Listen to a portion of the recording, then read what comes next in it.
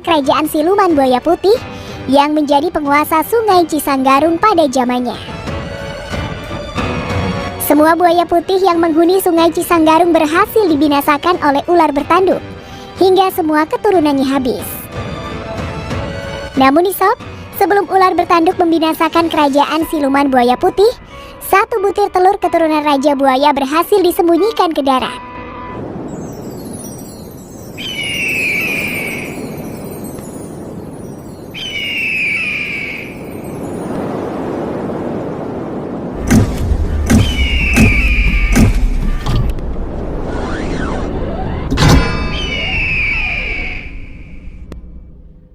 Misteri Cisanggarung. Pada zaman dahulu kala, hiduplah seekor ular lembu jahat di Sungai Cisanggarung. Seekor ular bertanduk dengan badan seperti lembu atau lebih mirip dengan lembu tanpa kaki. Ular itu akan memakan siapa saja yang berada di sungai, bahkan buaya-buaya yang hidup di Sungai Cisanggarung pun takut kepadanya, karena sang Raja Buaya dan keturunannya sudah dibunuhnya. Dialah Raja Sungai yang paling ditakuti hewan-hewan sungai dan manusia di sekitar bantaran sungai.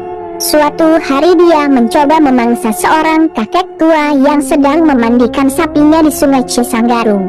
Dari bawah permukaan air sungai, ia berenang mendekati kakek tua itu. Saat mulut sang ular menganga dengan taring yang siap mencabik, seekor buaya putih menggigit ekornya. Sang ular menjerit kesakitan. "Jangan ganggu kakek itu," kata sang buaya putih. "Hei, kau berani sekali menggigit ekorku. Siapa kau?"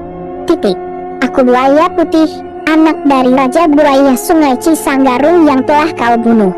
"Tidak mungkin, aku sudah membunuh betina dan semua keturunannya, bahkan aku pun sudah memakan telur-telur calon anaknya."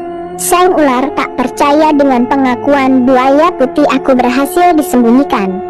Ibuku ke daratan dan kakek itulah yang telah merawatku sejak kecil. Baiklah, hari ini akan aku bunuh juga dirimu." Sang ular mengancam. Kemudian sang buaya putih bertarung dengan sang ular lembu. Pertarungan yang sengit. Buaya putih mewarisi kesaktian dari ayahnya dulu. Mitos adanya penghuni Sungai Cisanggarung berupa siluman buaya putih dan ular lembu. Mitos yang berkembang di masyarakat tentang adanya penunggu Sungai Cisanggarung berupa siluman buaya putih dan ular lembu. Konon katanya banyak masyarakat yang pernah menyaksikan kemunculannya.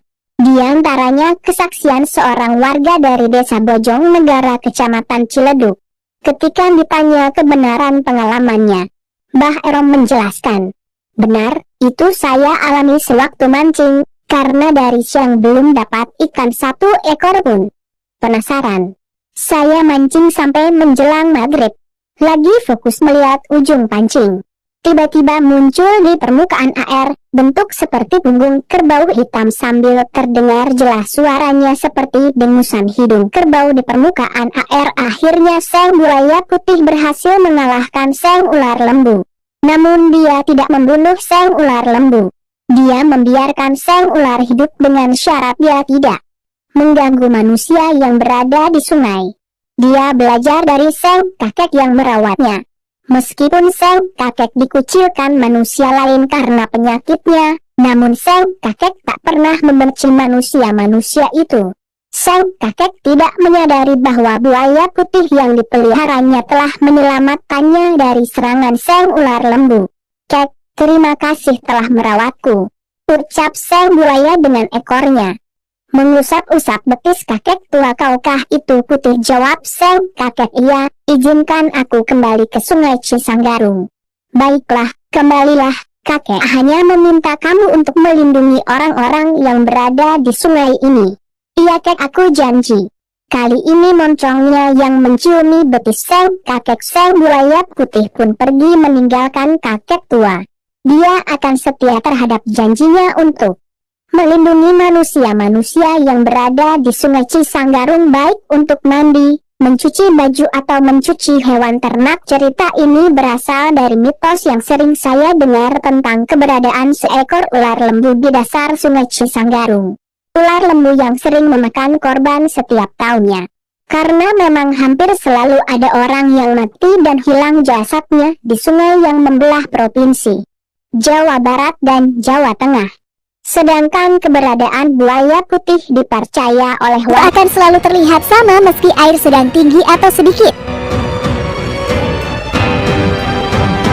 Nah sobat asik, benar tidaknya makhluk gaib yang menjadi penghuni sungai Cisanggarung? Sebagai manusia yang diberkahi akal, setidaknya dituntut untuk selalu waspada jika sedang berada di aliran sungai.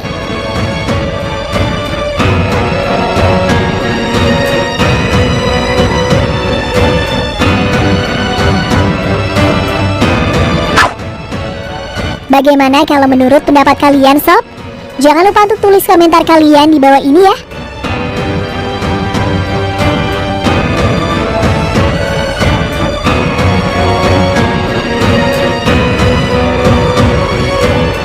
Di Pantura ya, jembatan Cisanggarung, persis di perbatasan di antara Jawa Tengah dan Jawa Barat, dan Losari Brebes, Losari Cirebon.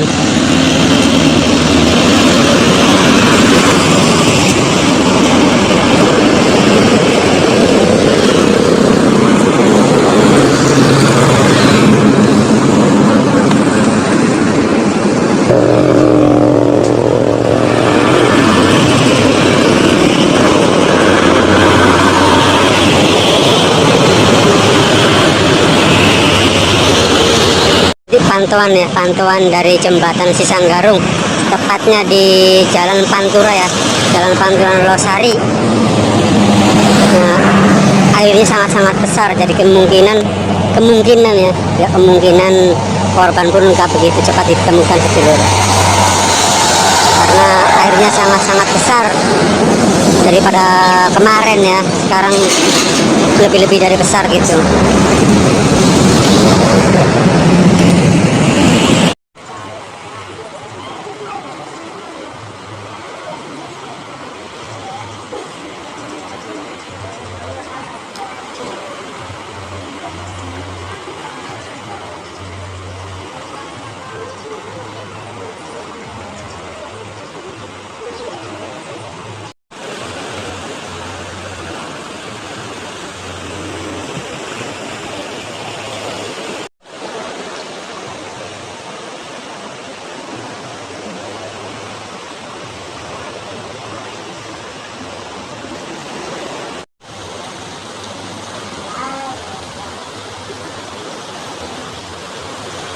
Dan kemarin juga dipadati warga-warga sekitar ya, datang dari berbagai desa memadati lokasi ini. Tapi sekarang sudah sepi, padahal korban pun belum ditemukan karena sepinya sangat derasnya air di Sungai Cisanggarungnya.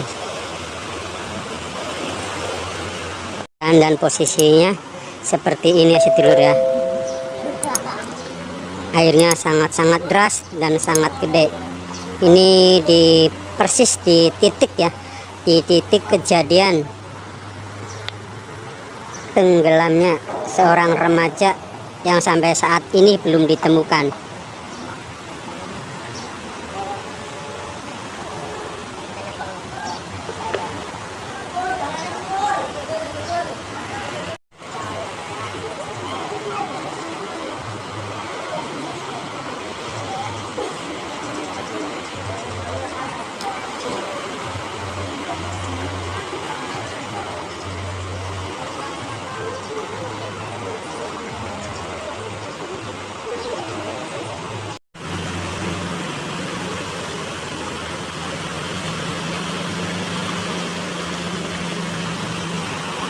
Dan posisinya seperti ini ya sedulur ya,